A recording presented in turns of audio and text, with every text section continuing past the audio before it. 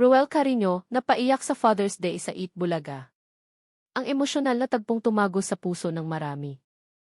Sa gitna ng tawanan, kantahan, at kasiyahan sa Eat Bulaga, isang tagpo ang biglang bumalot sa studio ng madamdaming tagpo. Isang tagpong hindi lang basta napanood, kundi tunay na naramdaman ng maraming manonood at studio audiences.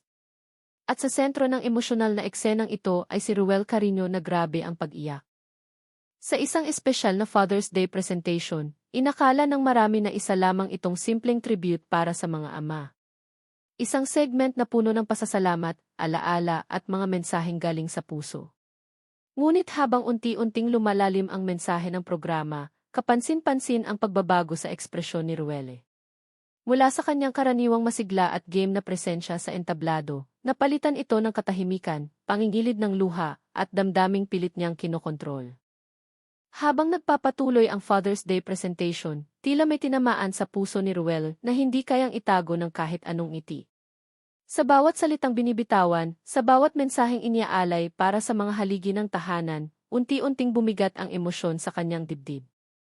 Hanggang sa dumating ang sandaling hindi na niya napigilan ang sarili, at tuluyan siyang naiyak sa harap ng maraming tao.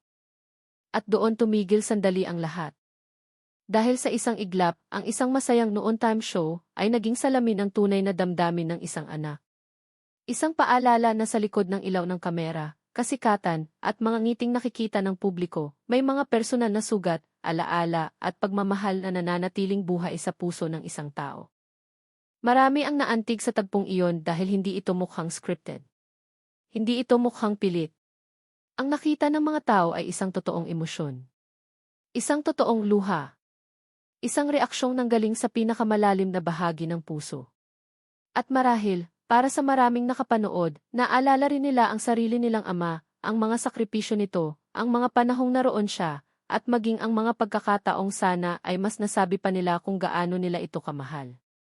Ang dahilan nito ay si Karen Estrup, habang kumakanta kasi si Karen ang tribute niya para sa kanyang tatay Carlsten na nasa Denmark, ay hindi niya maiwasan na maging emosyonal at maiyak habang kumakanta. Kaya't ganun na lang ka-emosyonal si Ruel na napaiyak din habang ang ibang dabarkads ay abala sa pag-alala sa at pagbibigay-pugay sa kanilang mga tatay. Si Ruel ay emosyonal pa rin, kaya siya ay nilapitan ni dabarkads Josie at binigyan ng tissue.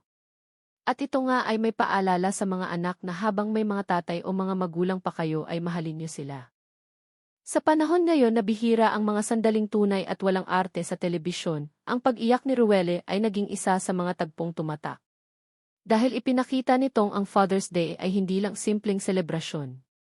Para sa iba, ito ay araw ng pasasalamat. Para sa iba, araw ng pananabik.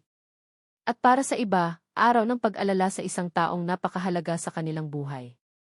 Sa huli, ang pagluha ni Ruel Carino sa Eat Bulaga ay hindi lang basta eksena sa telebisyon. Isa itong paalala na ang pagmamahal sa ama ay hindi nasusukat sa haba ng mensahe o laki ng handa, kundi sa lalim ng damdaming dala mo sa puso. At sa ilang minutong iyon, walang script, walang biro, walang punchline ang mas nanaig, kundi ang isang emosyon na totoo, tahimik, at tumagos sa puso ng sambayanang nanonood. Kaya alalahanin natin ang bilin ni Ruel na hanggat may mga magulang pa kayo, nanay man o tatay, ay pakamahalin natin araw-araw. Happy Father's Day po sa mga tatay.